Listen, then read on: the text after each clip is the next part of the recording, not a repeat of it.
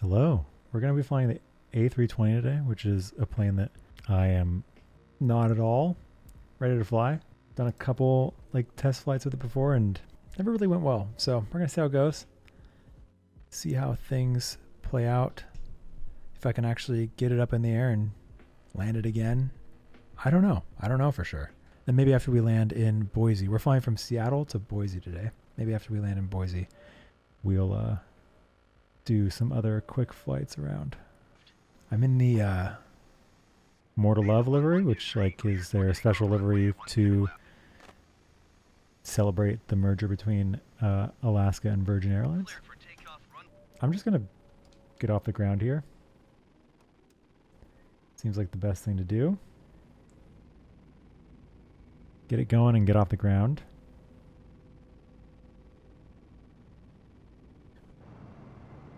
Let us go.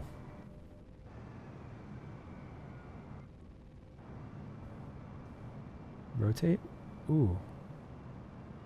Quick action there.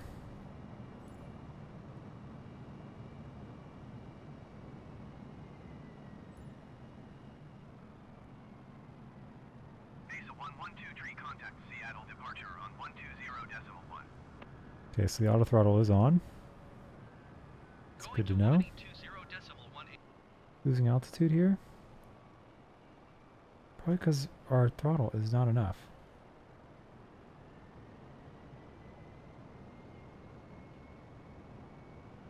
ASA 1123 verified clocking 4651. Now it's down to auto throttle again. See, I'm very confused about this aircraft, but it's fine.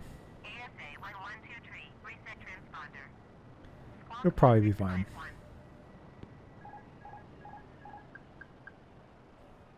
I don't know what that meant, but it was probably good.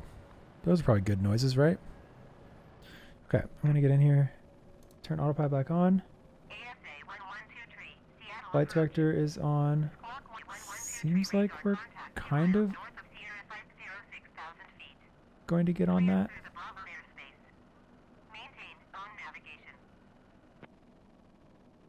But also maybe not. No, definitely not. Still, we're on the path basically, so that's good, right? Might be. I just can't figure out why it doesn't want to get on the thing.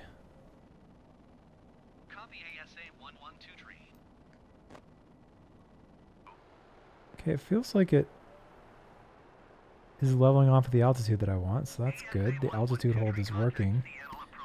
But we're definitely not on the heading thing that we want here, so I'm just trying to figure out how to use autopilot in this thing. Never flown one this big before, and it's a bit concerning. Okay, let's see. Ooh, what is that one? Okay, that's all brakes and flaps and stuff. Up here on the roof, I don't see much that can help me there. Anti-skid. These bigger planes are very hard to fly. Who could have guessed?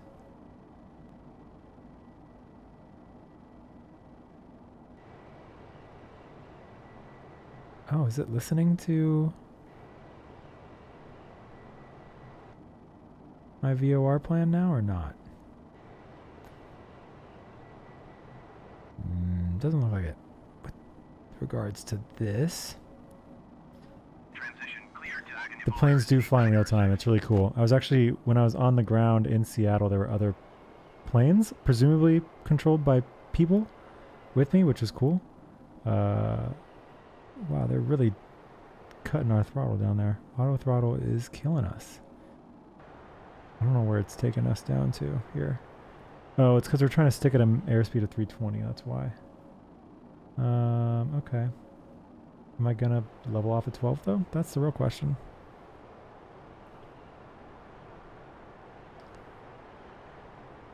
It is an online game. And it can be kind of an intimidating online game because there's like actual people on air. There's a plane flying above me. There can be like actual people on air traffic control, and some of them are like actual pilots. And so they kind of expect you to know the pilot lingo, and I don't know the pilot lingo. So that is always kind of difficult for me, and part of the reason why I don't usually play online. You can like do this and be fine, and you know, not have to talk to people, and it's fine. But there are like servers and stuff that you can play on online that will have people actually talking.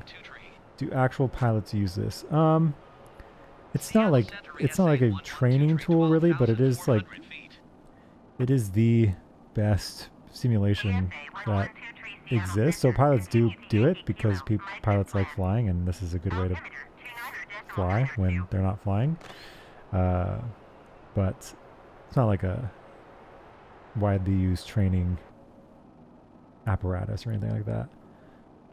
But I do feel comfortable knowing that I could maybe land a plane just based on my experience with this and my Xbox controller. So, you know, I could probably land a plane. If you give me an Xbox controller, I might be able to put it down. Tons of homework. Oh no. I do not miss homework. That's for sure. But I will tell you now that stress dreams never go away. I have dreams like probably every month or so now that I like signed up for a class and then spend the whole semester never going to it. And so like at the end of the semester, I realized, oh, like shit, I had this class that I didn't go to, and I didn't do any of the homework, and I didn't study for any of the tests, or like I didn't study for the final. And I still have that dream, even though I've been out of college for 6.5 years now. At least once a month, that dream happens, and it's the worst because I wake up like sweaty and gross because I'm just so stressed in it. Okay, so we're holding at 12,000 feet, which is good, I think. That's where I set it at, so it's good. I wish I could get it onto the actual little line that we're on here, so I could let go a little bit. But that doesn't seem to be, well, is it? I can't tell. What's going on here? No, we're going to intersect this line. I don't know if this is just a wind rocking my aircraft, or if I'm actually like trying to level back off onto this line. You can follow my line up here on the top left. Like that's like the intended route that I'm supposed to, yeah, this seems like too rough of a turn to get me back on that line. And it's just too easy to break free from it if I use the stick. Usually if you're like actually on autopilot, there'll be some resistance to you taking control of the aircraft. Flying over someplace in southeastern Washington. Probably about to cross over into Idaho, potentially. I feel like I had it set up once in a different flight when I tried to fly the A320. I got it working kind of. I just couldn't figure out the altitude. I couldn't get my plane to rise enough. But now I've got the altitude set where I want it to be, but I can't get the nav. What is going on? All right, well, I guess we'll just hand fly this mostly. Hand fly is actually the correct term. If you're not using autopilot, you are hand flying the plane. It's true. Because you use your hands and not the autopilot. I think that's why they say it. I'm going to turn lock mode off. I don't even know what that really does, if I'm being honest with you. Switch it back to AP1. I'm going to select arc mode, even though I don't know what that is. Turn off that thing. Kind of just guessing. Trying to press as many different combinations of buttons as I can to try to get this plane doing what I want it to do. That's what pilots do too.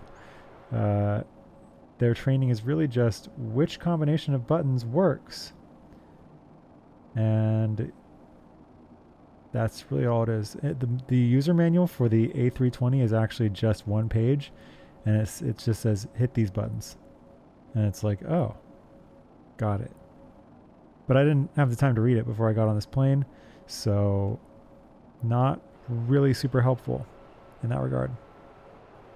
But it's okay because I don't think we have any passengers on board today. It's mostly just me aboard my own private A320. Do we have lights though? Let's get some lights going. That's got to be up here, right? Give me some lights. Okay, the strobe is on. The wing lights are on. Nav and logo are on. Okay. Okay, I guess all my lights are on. Another plane about to cross over above us. You can see him on the map here. You can see his lights up there above the menu bar, about to go out of view. It's a little dark. Did I really get those lights on? Because I'm not really sensing that they're on here. Let's see. I guess they're on. Might be too dark. I might change the weather here. Get me back into some clearer skies. I want to be able to see where I'm going, you know? Seattle Center ESA 112 12,100 feet. No painting right now, just because I am trying to see if I can actually fly this plane. Stoops, man. Trying to see if I can actually fly it. This is bigger than anything I've flown before. Not used to such big machinery.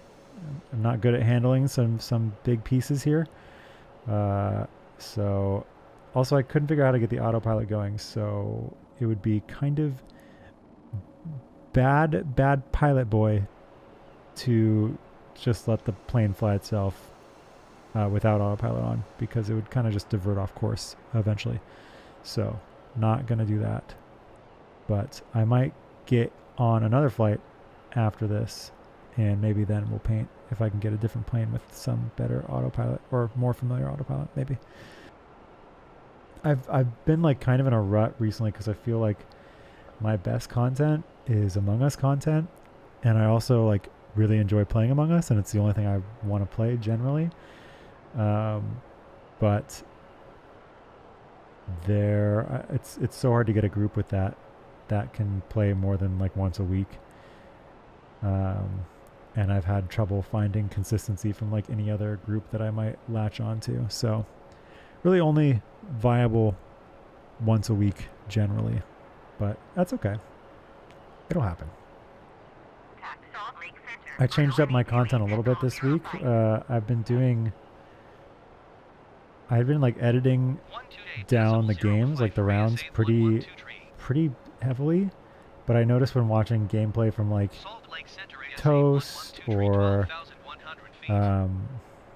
like Ludwig or other people, they kind of just like leave it all in and just kind of fast forward through the parts. So I just kind of tried to do that. I didn't do much fast forwarding really. I didn't really do any fast forwarding, but it's something I want to experiment with going forward, because I feel like when you cut a lot, you kind of lose context for what's going on, and it can be easy to like look at a timeline when you're editing it and see like dead air and just say, oh, I'm going to cut until the next part where I talk, but you might be missing like some vital context clue, like, oh, that I saw that person in that dead air, and like I didn't explain it until here. And so I think it's best to sort of really go through everything and like fast forward like they do. Yeah, that's the thing, is like I think I'd be a pretty fun just chatting streamer, but like you can't really start a just chatting channel with 4 people in your chat. So I would like to build things up and get to a point where I could have... I watched a stream today of a guy, he does a lot of TikTok videos. His name's Andrew Ellis. He does like a bunch of like marketing help for content creators, and he was streaming today. And he had like anywhere between like 17 and 30 viewers in his chat while I was in there for like the 3 hours or so I was in there. And he was just chatting, and he was doing fine. Like he had enough to go on and was like engaging his chat enough. So like you don't need that much to have like a jumping off point where you can actually have a sustainable just chatting stream, just like only just chatting, but just getting to that point is difficult. So I feel like autopilot is kind of on, but it's kind of not, because it's still like I'm barely interacting with the stick at all, and it is getting me there, but I'm also just kind of confused. And now I'm not really getting on my vertical speed thing happening here. So engage selected altitude mode. Ah, okay. Okay. That's interesting. Okay, so I had to press I had to click in on this stick for it to want to give me the ability to actually tap into my vertical airspeed. Okay. Makes sense, kind of. Sophomore, yeah. Nice. How has, like, as someone who's been out of school for a long time, and who, like, all I remember, like, my high school existence, I remember it just going by so fast. Like, my freshman year kind of dragged on, but, like, the rest of my high school years really were just a blink of time. So, like, I'm just curious, like, how has that been with everything going on, like all the restrictions, and I'm assuming you're probably learning at home right now. Like, how has that impacted sort of like the sense of time? Do you feel like it's going by faster, or do you feel like it's dragging on longer because you're not able to see your friends as often? I'm just kind of curious, like, how that has affected your day-to-day, and like how does that make, like, how do you feel about, like, do you, when I think about it, if you like gave that prospect to me of like, hey, this is going to happen and you're not going to be able to go to school for a year, and if you had told me that in like college, I would have been very disappointed and sad about that, because I would not have wanted to give up one of my years of school. So I'm just like curious, like how that feels, and like how you're coping with that, and if you're doing all right. That's what I would be worried about too, is just like feeling so disconnected from the human aspect of school, like the people who are teaching and the people you're going to school with. Like, I imagine that would be really kind of hard to get around mentally, just like how to deal with that. So I totally feel that. People don't like going to school. Like, I mean, that's just a general accepted truth, I feel like. But as much as we don't like it, I feel like it's, if you're gonna go, if you have to go, it's better to be around the people that you're going with, and like it's better to have that communion. And I do feel really bad for the people who are in school now, who have had some of those glory years, or whatever you want to call them, kind of taken away from them. My mom and I actually talked about this when she was here a couple weeks ago, because I was asking her, like, who do you think like got a little more shafted in this deal? Like do you think it's you, who is older and like you're in the, like, not that she's in like the twilight of her life, but like she's older and you know, she has not as much time as everybody else. I was like, do you think it's you, or do you think it's somebody like me? And so we had like a long discussion about like the kind of economy of time, and like how this whole thing is like, it's has such different effects on so many different groups of people. I mean, I'm generally a pretty laid back, homebody type of person, so this has honestly been fine for me. My parents were here for about a month, and it was good to see them, but outside of that, I've seen like one friend a couple times. Like, we've had dinner together in like a distanced setting. But other than that, like I haven't seen anybody. I go on walks occasionally. Like I haven't really talked to anybody. I haven't really done anything. So I've been very, very alone for most of the 7 months that it's been so far. And I've been mostly okay. I feel mostly okay. That was my argument, was that like people who are in school right now, especially people who are like in the last year of school, whether that's high school or college, or even like, you know, if you're about to go into high school or about to go into middle school and you're at that crossroads in life where, you know, some of your friends are going to go to different schools. That's hard. That's really, really hard to sort of lose that time and not really have a chance or a way to get it back, really. I mean, none of us do, but it's such like a seminal experience and a very like big moment in the lives of so many people, and to have that kind of overshadowed and in some cases completely overtaken by this virus is I can see that being pretty shitty.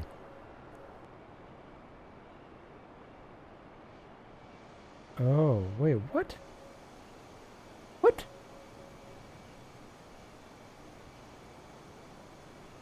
Why is my pattern entry way over there?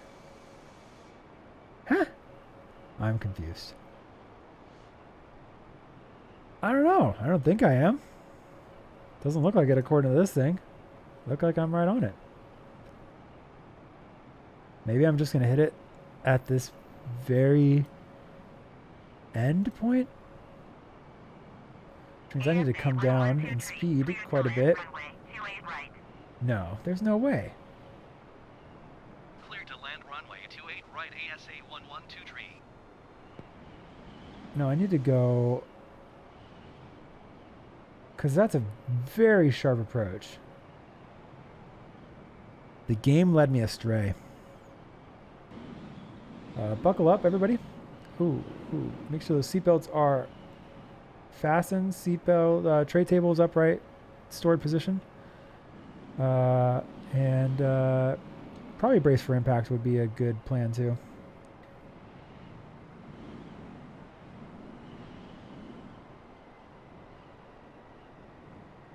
Probably brace for impact here. 1,000. We might get it. We might get it.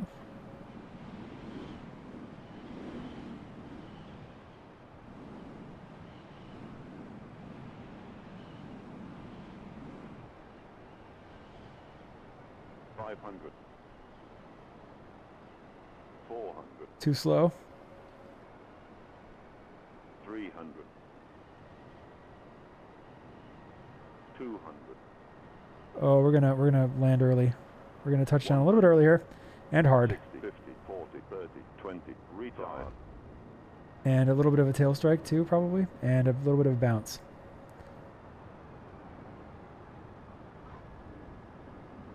Oh, that's how we land planes here. Yeah, that was it. We did it. Totally landed that plane successfully. No issues whatsoever. Put it right down. ASA 1123, turn next taxiway. I'm just gonna say, if they had actually given me the correct little pathway, I would have been fine. We would have landed that plane no problem. But because they didn't, we had some bumps, and it was, but we you know, probably everybody escaped from that experience without too many broken bones. I would guess. I would guess nobody suffered too bad of a broken bone. But it's also possible that some people maybe did have some pretty bad broken bones. I mean, that happens too. Oh, I'm actually going to go to a gate? This is scary. I've never done the gate thing before. Is that car going to stop for me? Oh, it is. Thank you.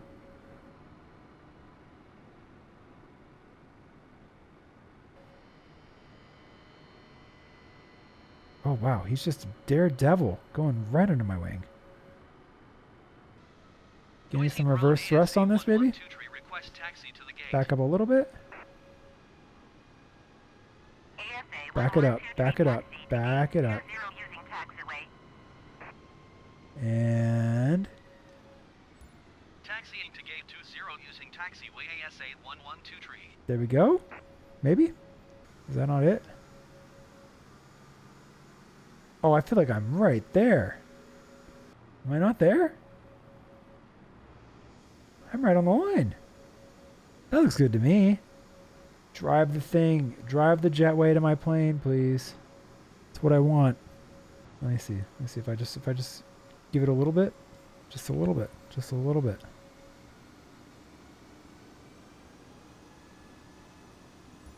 Oh. That was all I needed to do. Okay.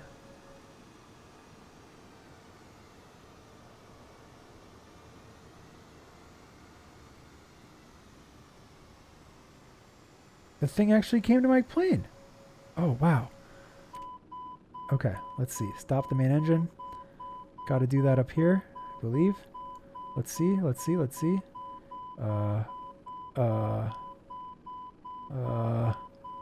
Maybe it's over here.